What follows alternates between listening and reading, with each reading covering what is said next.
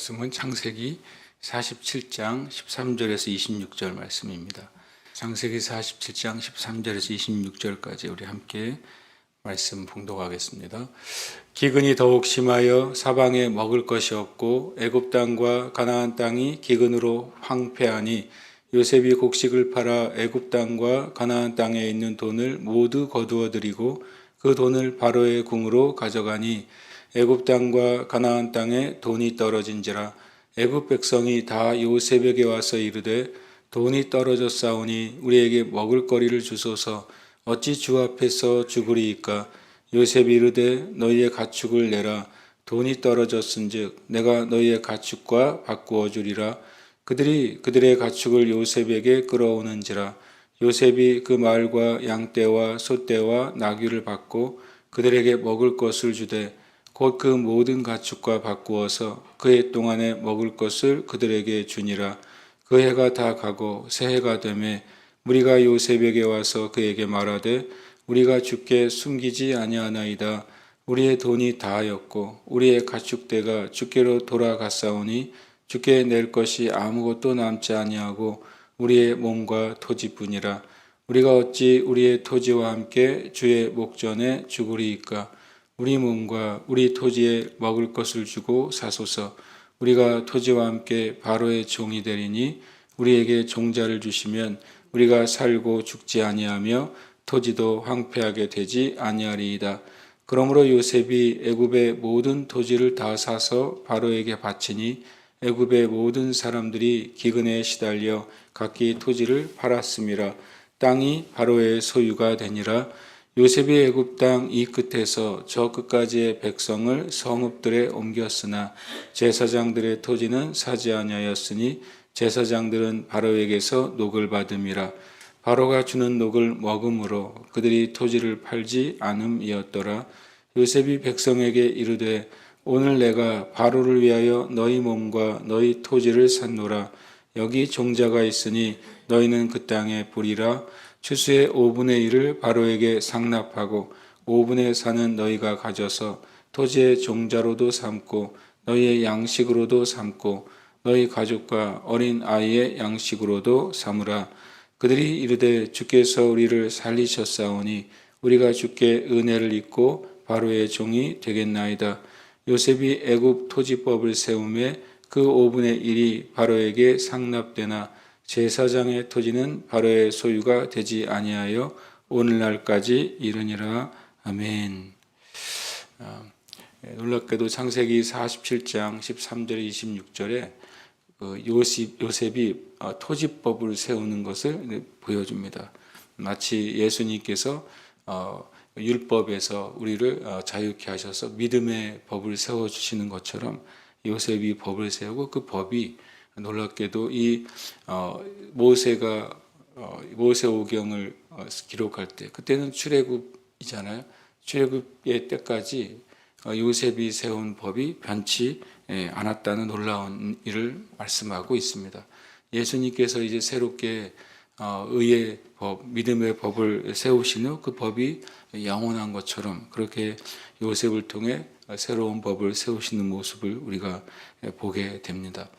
13절에 이제 기근이 더욱 심하여 이 전에 이야기는 우리가 아는 것처럼 첫 번째, 두 번째 기근의 해가 지났을 때 이제 야곱과 또 그 형제들이 이제 고센 땅에 머물게 되는 놀라운 기적이 일어나죠. 그래서 이 기근이 계속 심해지지만 야곱과 그의 자손들은 또 성경의 12지파의 그 조상들은 안전한 곳에 있게 됩니다. 그리고 부족한 것이 없는 곳에 있게 되고 오히려 애굽이라는 대제국의 보호 아래서 계속해서 하나님께서 아브라함에게 약속하신 그 복, 하늘의 별과 같이 땅의 모래와 같이 많아지게 되는 민족들로 자라나는 시간들을 가지게 됩니다. 그러나 여전히 사방에 먹을 것이 없고 이렇게 표현합니다.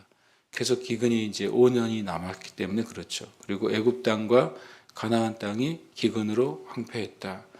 사람들이 먹을 것도 없고 그리고 땅마저도 완전히 황폐하게 됐다. 이제 메마른 땅이 되어버린 것이죠. 그리고 그곳에서 무엇도 기대할 수 없는 땅이 되어 버렸습니다. 그랬더니 이제 사람들이 다 자기의 것을 가지고 와서 곡식을 팔러 당연히 모였죠. 그래서 요셉이 곡식을 팔아 애굽 땅과 가나안 땅에 있는 돈을 모두 거두어 들이고 그 돈을 바로의 궁으로 가져갔다. 이것은 굉장히 이 당시의 역사 일에 없었던 일인데 애굽 땅과 가나안 땅에 돈이 떨어진지라 이렇게 표현합니다. 그러니까 실은 존재하는 모든 현금들이 다 이제 애굽이 회수하게 된 것이죠. 예를 들어서 뭐 지금 현대로 치면 많은 뭐 우리나라는 원화를 가지고 있고 중국은 위안화를 가지고 있고 일본은 엔화를 가지고 있는데 이게 다 이제 한 나라에 다 몰리게 된 겁니다. 그러니까 실은 돈의 가치도 없어지고 그리고 돈이란 것의 다양성도 없어지니까 이 애굽과 가나안 땅 전체가 어떤 면에 있어서는 경제적인 개혁이 시작이 된 것이죠. 각자의 이제 그런 돈들이 하나로 모였으니까 이제는 나중에 동일한 기준으로 이제 화폐의 기준이나 화폐의 생산이나 화폐의 그 모든 것이 실은 애굽 땅을 기준으로 재개편이 되었다고 할 수가 있습니다. 그러니까 이제 모든 돈이 다 떨어지니까 애굽 백성이 요셉에게 와서 돈이 떨어졌다. 우리가 이제 먹을 것도 없고 먹을 것을 살 돈도 없다. 그랬더니 16절에 요셉이 가축을 내라. 돈이 떨어졌은즉 내가 너의 가축과 바꾸어 주리라. 이것이 굉장히 이제 중요한 의미를 가지게 됩니다. 왜냐하면 가축은 단순히 이제 그냥 잡아먹는 고기가 아니잖아요. 가축은 생산을 위한 기본 생산의 단위가 되잖아요. 소는 당시에 마치 모든 지금의 이제 농기구와 같은 역할을 하지 않습니까? 그것들을 다 이제 다시 또 요셉에게 가져와서 팔게 되죠. 그들의 가축을 요셉에게 끌어오는지라 요셉이 그 말과 양떼와 소떼와 나귀를 받고 그들에게 먹을 것을 주되 곧 그 모든 가축과 바꾸어서 그해 동안에 먹을 것을 그들에게 주니라. 여기 그 말과 양떼와 소떼와 나귀 이것은 뭐냐면 당시에 있는 모든 생산 수단이죠. 그리고 이동 수단입니다. 지금으로 치면 모든 농기구들 표현하면 또 모든 이동 수단이 되는 모든 교통 수단이 다 이 말과 양떼와 소떼와 나귀예요.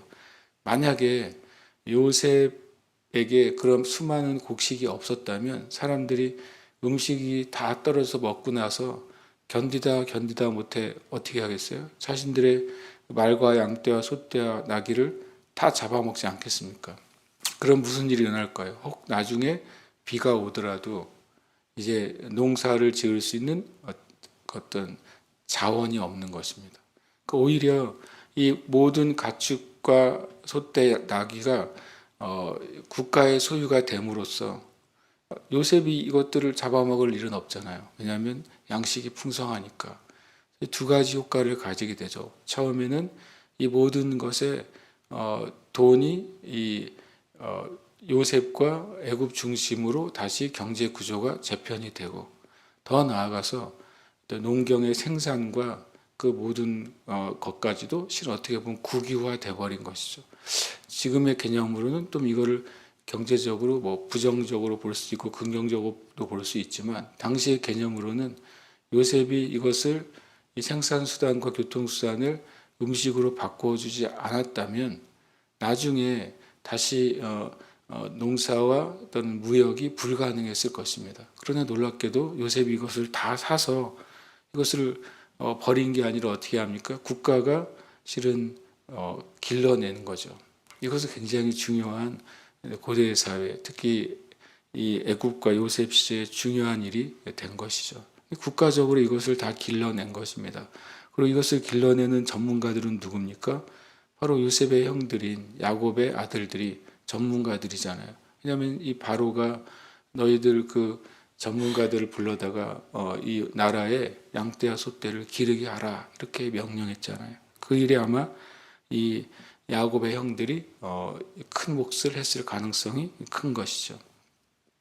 그러니까 그 다음에 그 해가 다가고 이제 앞으로도 몇 년이 남았어요. 새해가 되매 우리가 요셉에게 와서 그에게 말하되 우리가 주께 숨기지 아니하나이다. 돈도 다 떨어졌고 가축대가 다 돌아갔습니다. 남은 것이 아무것도 없고 우리의 몸과 토지뿐입니다. 라고 하는 일을 말하는, 이것이 현실이 돼버린 것이죠. 그랬더니 우리의 몸과 우리 토지를 드릴 테니까 우리에게 먹을 것을 주겠다. 우리가 토지와 함께 바로의 종이 되리니. 놀라운 말입니다. 왜냐하면 그 전에는 각자 자기 자유롭게, 어떻게 보면 국가라는 존재가 있고 바로라는 왕이 있지만, 그러나 국가 바로에 직접 예속되어 있지는 않았다는 것입니다. 느슨한 형태의 국가 형태를 이루고 있었다는 겁니다. 그러나 이제는 그들이 스스로 이제 생명과 먹을 것이 없어지니까 우리가 토지도 왕에게 팔겠다. 우리 자신도 노예가 될 테니까 생명을 보존해 달라라고 말합니다. 바로 땅이 바로의 소유가 되니라. 이것은 실은 이 기근의 때에 엄청난 당시 고대 세계의 경제 구조, 국가 구조의 큰 변화가 일어나게 된 것입니다. 모든 돈이, 화폐가 국가가 관리하게 됐죠. 모든 생산 수단과 그 다음에 교통 수단인 소, 말, 양, 떼, 나귀들이 다 국가가 관리하게 됐죠. 거기다가 이제는 모든 토지도 국가가 관리하게 됐어요. 그리고 모든 사람들의 실은 일거수일투족도 국가가 관리하게 됩니다. 실은 현대 국가가 개념이 땅과 국민과 주권인데, 고대 국가의 개념은 땅이 있고 국민이 있고 국민에 대한 통제권을 대부분 이제 왕과 또 무슨 사회 계층들이 다스리게 되잖아요. 진정한 고대 사회의 왕이 다스리는 국가가 형성이 된 것입니다. 누구 때문에요? 요셉이라는 사람 때문에 이런 놀라운 일이 벌어지게 됩니다. 그러니까 요셉이 첫 번째 한 이제 모든 물적 또 재정적 그다음에 땅에 대한 모든 권리를 가지게 됐잖아요. 요셉이 한 일이 뭐냐면, 요셉이 애굽 땅 이 끝에서 저 끝까지 백성을 성읍들에 옮겼으나, 이게 참 놀라운 일이죠. 인구를 재배치한 것입니다. 사람이 살 수 없는 땅에서 살아가는 사람들을 사람이 살 수 있는 땅으로 배치를 한 것입니다. 그리고 또 이 다른 번역 안에서는 이들을 이제 노동에 징용하였다 이렇게 된 것이죠. 국가적인 사업에 이 백성들의 노동력이 투입이 된 거예요. 그러니까 국가적인 사업에 노동력과 생산수단과 교통수단과 땅과 그 다음에 돈이 다 있으니까 이런 식으로 국가가 움직여지면 어떻게 되겠습니까? 대제국이 된 것이죠. 완전히 봉건적인 대제국이 이때 형성이 됩니다. 그러면서도 제사장들의 토지는 사지 않았어요. 여기서 이제 흔히 말하는 종교 분리의 일이 일어납니다. 그러니까 실은 요셉을 통해 이 애굽의 어떻게 보면 고대의 제국이 진정한 강력한 왕국으로서 거듭나게 되는 일이 오히려 기근의 때에 일어났다고 볼 수 있는 것입니다. 그러면서 요셉이 마치 과거에 아주 폭정을 하는 그런 왕들이나 황제처럼 행하지 않고 다시 그걸 돌려줍니다. 요셉 백성에게 이르되 오늘 내가 바로를 위하여 너희 몸과 너희 토지를 샀노라. 그러면서 여기 종자가 있으니, 단순히 돈 주고 음식을 판 것이 아니라, 돈 주고 식량을 판 것이 아니라 이제는 무료로 종자까지 주는 것이죠. 그리고 그 땅에 이제 뿌리라라고 말하고 있습니다. 이 말은 23절과 24절을 즈음해서 기근의 때가 끝났다는 소리예요. 근데 기근의 때가 끝났는데 실제로 고대 이 당시에 공동사회 사람들이 땅을 다 팔았잖아요. 기근의 때가 끝났는데 이제는 그들이 농경을 위한 수단을 다 팔았잖아요. 그리고 돈도 없잖아요. 그러니까 그들이 비가 오면 뭐합니까? 땅도 없고 일할 소도 없고 그리고 그동안 먹을 양식도 없는데, 근데 요셉이 놀랍게도 국가가 이 일을 하게 된 것입니다. 땅을 다시 돌려주고 그 땅에 뿌릴 수 있는 종자를 나눠주고 다시 당연히 농사를 지어야 되니까 무엇까지도 다시 나눠줬겠습니까? 소와 양과 나귀를 당연히 나눠줬겠죠. 그러면서 이제 국가와 이 백성들 사이에 계약을 하게 됩니다. 법을 세웁니다. 추수의 5분의 1을 바로에게 상납하고 5분의 4는 너희가 가지라. 요즘 퍼센트라면 국가에 내는 세금이 20%가 된 거죠. 80%는 국민들이 자기가 소유하고 20%는 국가에 냅니다. 그러면 이런 일이 없었다면 다 굶어 죽었을 거예요. 그러면 국민이 굶어 죽은 나라는 나라 자체가 존립이 어려웠겠죠. 그러니까 이 과정들을 통해서 하나님은 요셉에게 이 단순히 70명의 사람들만 구원한 게 아니라 고대 근동에 무너져가는 제국을 구원해 내시고 그 제국을 진정한 이제 강력한 국가가 되게 하시고 그 안에 하나님의 백성을 넣어 주셔서 이제 어떤 외침도 없이 어떤 물질적인 손해도 없이 430년간 보호하시면서 성장시키시고 민족으로 만들어 내신 것입니다. 이것은 놀라운 정말 하나님의 큰 그림이고 요셉 한 사람을 통해 놀라운 생명과 구원의 역사를 이루어 내신 것이죠. 그러면서 이제 그들이 이르되 주께서 우리를 살리셨사오니 우리가 주께 은혜를 입고 바로의 종이 되겠나이다. 자발적으로 국민의 역할이 되는 것입니다. 자발적으로 국가에 충성하는 백성이 되어버린 것이죠. 그러면서 요셉이 애굽 토지법을 세우매 토지법이 뭡니까? 모든 땅은 국가의 소유다. 그러니까 서로 사고 팔지 않으니까 사람들의 경제와 삶이 안정이 됐겠죠. 그리고 그것에 식량의 추수의 20%는 국가의 자산이 되니까 20%로 세금을 받은 국가는 더 국가적인 역량이 강력해졌을 것입니다. 당시 이집트로 본다면 피라미드를 세울 수 있는 재원과 또 이제 노동력이 확보가 됐을 것이고 또 외부를 위해서 군대를 양성할 수 있는 또 자원과 또 물질이 되었을 것입니다. 이렇게 해가지고 이집트가 거대한 대제국이 되는 것이죠. 더 놀라운 것은 요셉이 그런 토지법을 세웠는데 그 법이 언제까지 유효했다고 합니까? 오늘날까지 이르니라.